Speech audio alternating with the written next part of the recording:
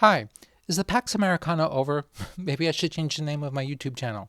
That's what I want to talk about in this video. Now, those of you who follow my Substack newsletter, whatever it's called, may have already read my first stab at this. Last week I published an article about whether or not the Pax Americana is over. And I put a link to that article in the description. But I want to follow up here. And of course, since I wrote that Substack thing, we've all been treated to the spectacle of the Zelensky meeting at the Oval Office. And I can't stop thinking about it. I can't stop thinking about the meeting, and I can't stop thinking about whether or not the Pax Americana is over. My name is Michael Shurkin, and welcome to my YouTube channel named, for the moment, Pax Americana. And no, I was not being ironic when I decided to name this channel that. But at any rate, whatever I end up calling it, this channel is meant to be a conversation about world affairs, global conflict, military strategy, and anything else that happens to be in my mind. And if you like this video, please hit the like button and also subscribe if you have not already. It very much helps this channel. Okay, so what even is the Pax Americana? By that, I really refer to the post-World War II world order established by the United States with the willing support of America's allies, including the countries that the United States destroyed and occupied during the war, Germany and Japan. Of course, by the time the war was over, most of Europe was destroyed and occupied by the United States and a lot of other countries as well. I use the word willingly deliberately because I think that the key to understanding what's so great about the Pax Americana was not that we imposed things on these countries that we destroyed, but rather we invited them to join us.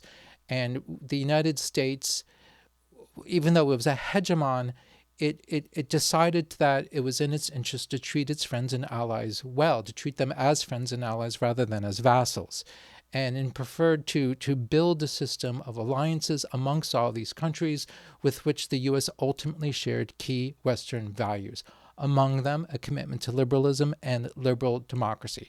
Now, by liberal, I'm not referring to the politics of Nancy Pelosi or Kamala Harris, but of all the good Western, the best parts of the Western European tradition, dating at least as far back as Montesquieu and really ultimately before that, and early in the 17th century.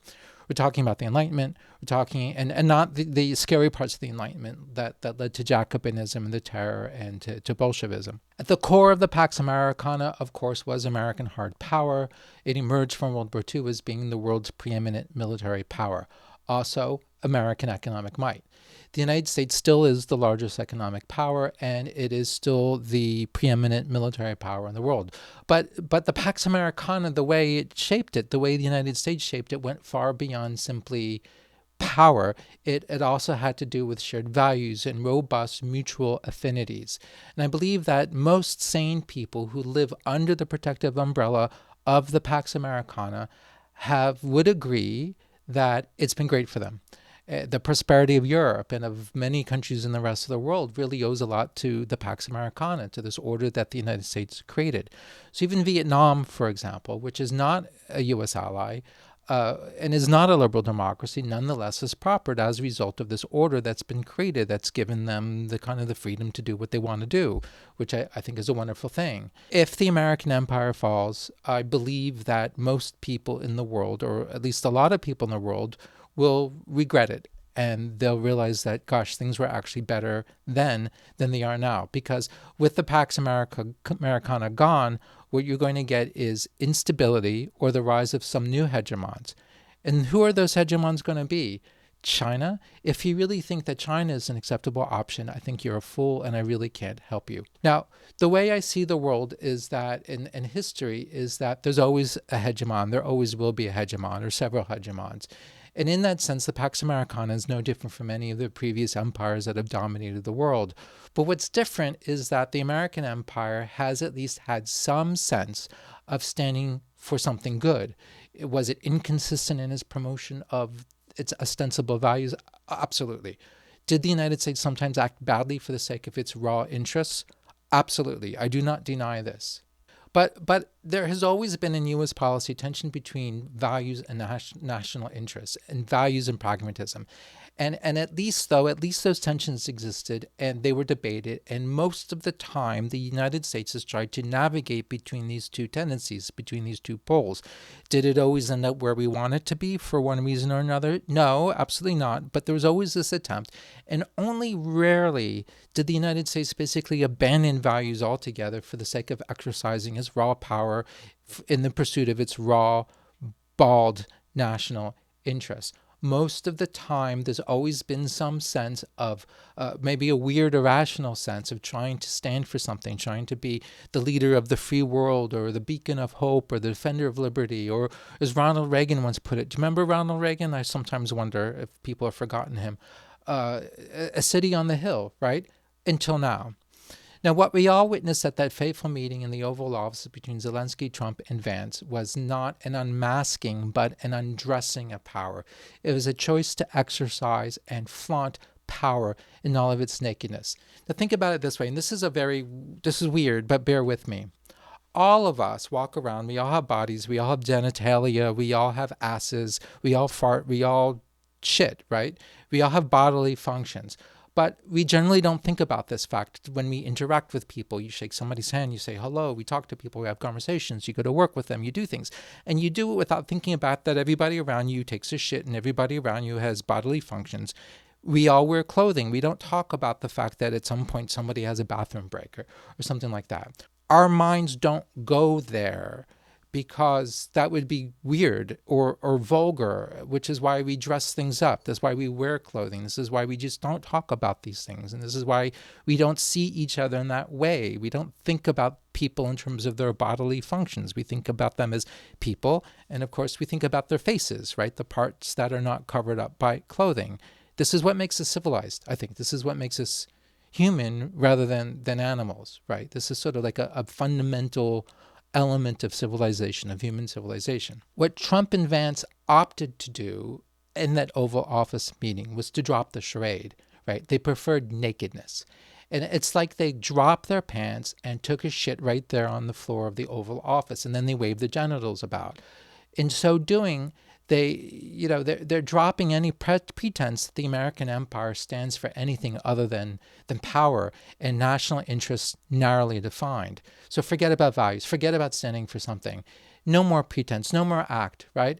It's all about what are you doing for me and rubbing weaker people's nose in their relative weakness. Does the Pax Americana survive? Well, I mean, sort of. American power remains. The United States remains the preeminent military power. The United States remains the world's largest economy. But I keep thinking of that scene, in that wonderful scene in Game of Thrones, right, in which Peter Baelish tells Cersei Lannister that knowledge is power, and she scoffs, and she then orders her men to cut Peter Baelish's throat. They seize him, they hold a knife to his throat, and she says, "Stop, stop," and then she orders them to let him go, and she says, "No. Power is power." Cersei believes in raw power and nothing else. Arguably, the Pax Americana will still exist insofar as the United States remains the world's preeminent military power and the largest economy. We can still bomb anyone, anywhere, at any time. We could still turn the planet into radioactive glass if we wanted to. Power is power. Moreover, many countries might decide that whether they like it or not, they have no choice but to continue to bend the knee. But is that really all there is? Perhaps I'm naive or an idealist, but I am convinced that much of America's power stems not from its ability to bomb people and to blow stuff up, but the fact that it has pulled together a network of friends and allies, people who understand that American leadership serves their interests, not just because of the power, but because of the ideals that sometimes we promote, right? That we do stand for something good. And then we stand for certain values that they also kind of buy into, right? So it's the buying into and the sense of value, the sense of nobility that comes from this project rather than simply this raw calculus about power and needing to sort of obey the power. This is why we've got rhetoric like the leader of the free world or the idea that Pax Americana is somehow synonymous with a rules-based order.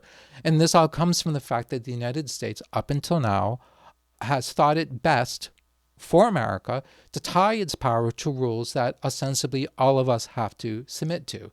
So the Pax Americana has never really or seldom been just about raw power. in the spirit of Cersei Lannister, but of America's insistence on at least trying to create a world in which we all want to live, a world defined by mutual benefit, and a world in which the rising tide lifts all boats. Now, I am sure that if America were to rely on its raw power to order the world as it likes, much of the world will comply. I mean, this is why Macron and Keir Starmer came to court to try to please the king in an attempt to sort of preserve the Pax Americana, even if they don't really like its new tone. It's also possible that at weakness Europeans will find it preferable to do nothing and to go along with things. But how strong can America really be? If it's now, instead of attempting to defend certain values, basically what we're doing is we're shaking down our best friends and our allies. We're holding grudges against them out of perceived slights. So this can work, right? But why try? Like, what's the advantage to us? And that's really what I've been struggling to understand. I don't know what's going to happen next. I don't know if Europeans are going to have the will to get their acts together, to blow off the United States and to start their own power finally after 80 years. I don't know what conclusions the other nations of the world, all of whom are watching, will draw. What I do know is that the world order that the U.S. largely created out of a position of strength is weaker now than it's ever been. And a few countries at this point, and very few countries I think at this point, have cause to see the U.S. as a leader in anything, unless they find it in their interest to bow to the alpha male, the alpha wolf, and then to roll over. Which reminds me, I mean, teenagers today like to talk about sigmas and alphas and everything, and it's all about this weird notion of like macho might, and the assumption that with that comes some sort of virility, like you want to be the sigma, right? You want to be the alpha wolf. But it's like we're all going to become a bunch of baboons hooting and shrieking and assaulting females in order to win them over. Is this a more honest form of geopolitics? Yeah, I suppose it is. But it doesn't mean I like it. And it does not mean, and I think this is crucial, it does not mean that is actually good for America or serves America's interests in the near or the long term. As I've openly acknowledged in my Substack, 7 October pushed me far to the right, at least philosophically. The world turns out to have been far uglier than I had hoped. Atavistic hatreds of the sort that the Enlightenment had promised we would all transcend were actually alive and well. Moreover, the anti-Semitism that I saw rampant everywhere put a lie to many people's purported advocacy of human rights and international law. I mean, just look at the number of people on Twitter who have humanitarian in their profile and yet rally to Hamas and justify the October 7 massacres. In such a world, the smart move is to fight and to seek strength, right? So like, let's just cast aside the pretense of Kantian rationality and, this is a dog-eat-dog world. And, it's this scenario about how, you've got to be at the table or you're going to be what's for dinner. The Zelensky meeting, however, has put a stop to my rightward swing. So I'm kind of back now to where I started, which is the desire to find some sort of happy medium between the extremes, between a world defined by the law of the jungle, and also a world with utopian thinking about some sort of Kantian peace defined by reason and justice. I mean, it's lovely, but it's utopian. It's never going to happen. It's just not the real world. Thus, for me, the Pax Americana, perhaps because of, but not rather than in spite of, its inconsistencies and its hypocrisies, struck me as offering perhaps the best compromise between these two extremes that one can realistically hope for. There was a place for raw power and a place for ideals, a place for realism, a place for realpolitik, but also for values. And there's always an attempt to negotiate between the two. It will be a real shame if this goes away and if we're now, if all this is just, it's over, the project is over. If you like this video, please hit like and also subscribe if you have not. And I put links in the subscription to some of the stuff I've written on Substack. And also you're going to find links to my Twitter, Blue Sky, LinkedIn, and as well as my Substack and also my own website, michaelsharkin.com. Thank you very much. I look forward to seeing you in the next video. There's plenty in the pipeline having to do with different militaries of the world and military strategy and that kind of thing. So, don't worry. I'm going to get back to all that stuff. Bye-bye.